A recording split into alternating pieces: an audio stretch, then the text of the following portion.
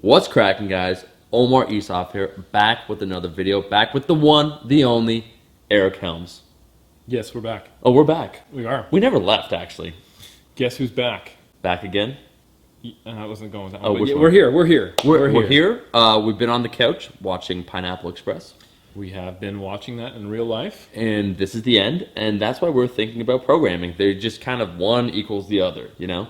Yep. And for those that don't know, Eric Helms not only is all about nutrition, has coached tons of athletes. He coached Bryce Lewis. You've worked when it comes to bodybuilding, coaching bodybuilding clients, but also strength athletes. So you have a very unique perspective when it comes to programming. And some people might know you more predominantly for nutrition, but you're heavily into programming, heavily respected, and you've dealt with both sides. Pure hypertrophy, so those that just want to compete on stage as a bodybuilder, and those that compete at the highest level when it comes to strength, so at the IPF Worlds. Yeah, at 3D Muscle Journey, we have always kind of been for powerlifting and bodybuilding. Yeah. And actually, my PhD is not in nutrition. Yeah. It's in strength and conditioning, specifically autoregulation. Yeah. So, yeah, but absolutely. I see myself as someone who is a researcher for powerlifting and bodybuilding, not like exercise science or nutrition. Yep. So that's kind of my little niche area. Yeah. Yeah. So Eric, I guess the question, that I'd ask you, that I'd ask you, when it comes to programming, what are the primary differences if someone wants to get maximally strong and if someone wants to get maximally jacked? So let's say they're on either side of the spectrum. Yes. So we've got. I have a spectrum here, bud. Right. So no matter where they are on that spectrum of strength and hypertrophy, I think first we have to understand the background. I think a lot of people don't really understand the relationship between strength and hypertrophy. Okay. So it's really important to know that strength is expressed through a movement as a skill. And one of the things that actually contributes to strength is hypertrophy. So the larger your muscles, the more they're able to actually provide contractile force. Right. So I think some people kind of get it twisted and they think, oh, my strength gains are causing my hypertrophy, but it's actually more the side effect. So what we typically see as progressive overload, progressive overloads, is actually like the side effect. Yeah. So if you have been successfully growing, that will result in you being stronger, which means that you will have to increase the load to keep getting stronger or keep getting bigger. Right. So that's the underlying principle you need to understand. So you can see that there should be a lot of overlap there, right? Progressive overload is required for all adaptations. As you make a step forward, then you got to up the ante. Yep. So for strength, there is a dominant variable, and that is intensity, right? Because it is basically the principle of specificity. If you want to get really good at a 1RM, you need to be training something similar to a 1RM. You're probably not going to get there with, you're not going to get a better deadlift, or at least not that much of a better deadlift with 20 rep glute kickbacks. Sure. Right? So that's kind of the strength side of it. There needs to be some heed paid towards maximally expressing strength, focusing on intensity. And specificity of movements. Specificity of movement, yeah, exactly. You want to train the movement that you want to get stronger on, and you want to train with the loads that you want to be actually moving. Right. And you can take a look at, even if we take another spectrum within the spectrum, if you want to look at the spectrum of powerlifting, even if you go all the way from, say, let's say, Bulgarian or kind of Russian programming, where you do typically a lot of the same movement. You know Boris Shaiko. It's definitely built around the big three. And you kind of take the American equivalent on the other side of the spectrum, like West Side, where you use a lot of variation. It's a lot of variation for powerlifting. Like they're still doing the big three. They're still close movements. There's really no system out there where it's like, we don't ever do the big three. It's like instead of a squat, it might be a safety bar squat. Yeah, and they still do the competition lifts. Yes. It's just that it's not the only thing they do. Right. So no matter what school of training you're in, it's just, you think you might be very different between those two, but from an outsider's perspective, you're all training the same three lifts in different ways. Okay. So I think the big ones for strength are specificity of load, specificity of movement, and then on the hypertrophy side, it's more about two different things that contribute to hypertrophy.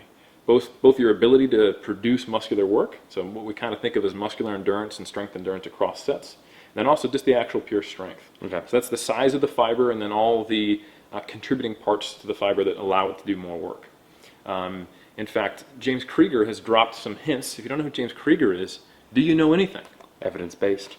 Hashtag science. So James Krieger has hinted at that some preliminary data he has is showing that perhaps your strength endurance across multiple sets and the amount of volume you can do in, say, like 4 sets on an isolation movement might be a better predictor for whether or not you're getting bigger versus just say 1 RM. Wow. That makes sense to me. That's kind of those two components to size, right? Yeah. So the fiber getting bigger is going to have more contractile force, and then as you do more and more volume, you're going to have the ability to produce that work capacity. So roughly speaking, I would say that hypertrophy is the result of increasing your strength through fiber diameter, and also the ability to do a lot of work with those muscle fibers. Okay. And that's why you typically see a larger spread of rep ranges in bodybuilders that all seem to work, but it all comes down to doing more compared to a strength athlete typically. Okay, so you'd say if you had to break down some of the major differences between a strength athlete and someone that wants to be a bodybuilder, you would say that a bodybuilder has to handle more volume, that a strength athlete is more specific, and has to handle higher intensities when it comes to lifting. Exactly. It also comes down to how you look at volume. Now, if you're thinking of it as just number of hard sets, right? That's something you can compare if you're looking at, say, like 6 reps or higher. Yeah. So once you get to the point where you're doing less than 6 reps, like you're doing pretty low rep sets, there's just not enough total time for that set to be compared to a higher or moderate rep set to put it on equal footing for hypertrophy. Right. Like even though you're getting pretty much max recruitment at the very start of that, say, a 3 RM or 4 RM set, it's just going to cut off before you really get much of an opportunity. It's not until you get closer to like 6 RM that becomes quite similar to what you have even at 20 or 25 reps. So for a bodybuilder, you have a lot of options. Yeah. You have a lot of choice. And you can think about some of the pros and cons for different movements and different styles of training with where you'd want to be for rep ranges. And so the traditional power builder has to be selective. If you want to do everything in the 4 to 8 rep range, you're going to have a really tough time accumulating volume. But if you think, you know what, I'm going to train the big 3 a little more on the strength spectrum, that can work, but you probably want to throw in the accessory movements with higher reps because it's much easier to accumulate that volume without beating up your joints. Yeah.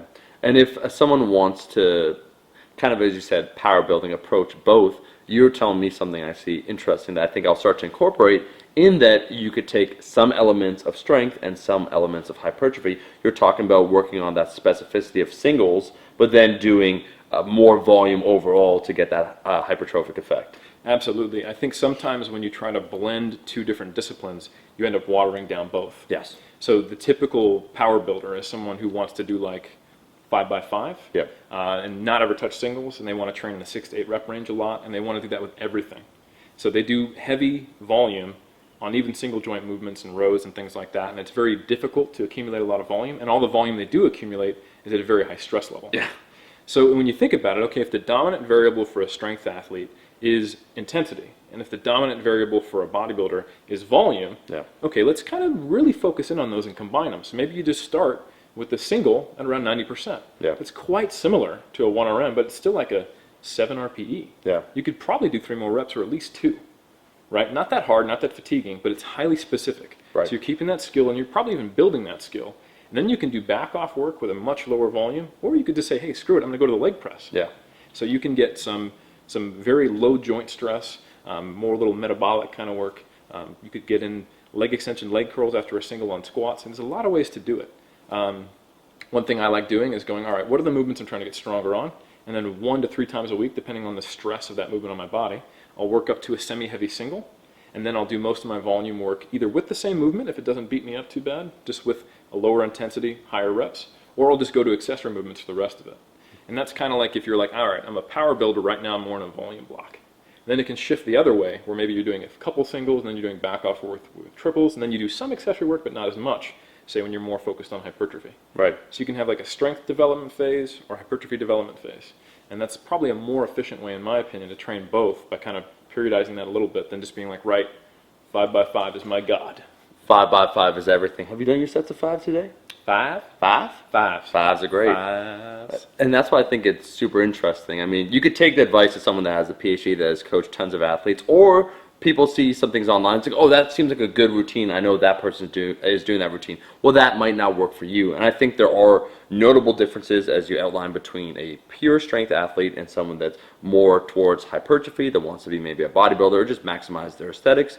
But there are ways of combining both. And sometimes people really get it wrong when they try and combine both. As you said, the intensity is overall too high, and the stress on for accumulating that volume is just too high on their body. Absolutely. And if it doesn't sneak up on you in your 20s, not that either one of us would know, but it might sneak up on you in your 30s, although we are both clearly 17.